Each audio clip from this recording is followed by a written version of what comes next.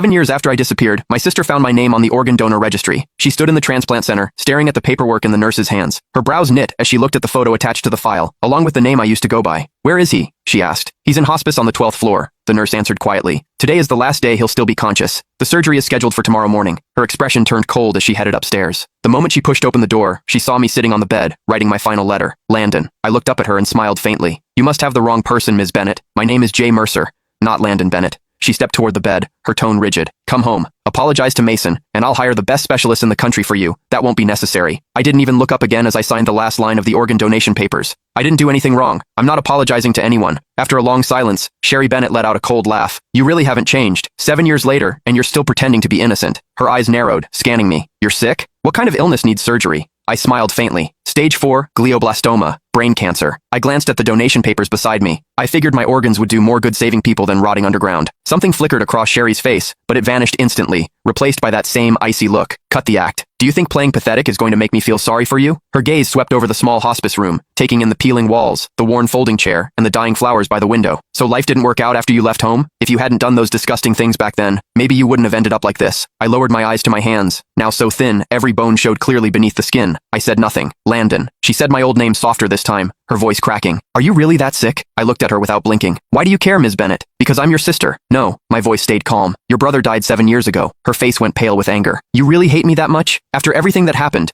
Are you seriously pretending you weren't the one who enough?" I cut her off. "You didn't come here to dig up the past. Say what you actually came to say." She opened her mouth, then hesitated, completely speechless. I gave a soft laugh. "Let me guess. Mason needs a new liver, doesn't he?" Sherry didn't answer. She didn't have to. The way her eyes avoided mine told me everything. I leaned back against the hospital bed, laughing under my breath. "So, that's it. After 7 years, he finally remembered he had an older brother. Today, you came here to ask for my liver?" "Not ask," she corrected sharply. "It's your duty. You agreed to donate before, and Mason needs you again now. He's your brother." I stared at her, amused by how ridiculous she sounded. "Sherry, when you kicked me out 7 years ago, why didn't you remember I was his brother then?" "That was your own fault," she snapped. "If you hadn't done those horrible things to Mason, if you hadn't framed him, I never would have kicked you out." Her voice shook with fury. "You're still lying. Still acting innocent. You think disappearing for 7 years erased what you did?" I slowly closed my eyes as numbness spread through my chest. Even now, she never doubted him. To her, I was always the villain. "Please leave. I need to rest." She grabbed my shoulder hard enough to hurt. "Listen carefully. Mason needs your liver." I opened my eyes, looking at her calmly. "Then he can wait for someone else. My organs are already promised to strangers." Her whole body shook with anger. "How can you be so heartless? Mason saved my life back then.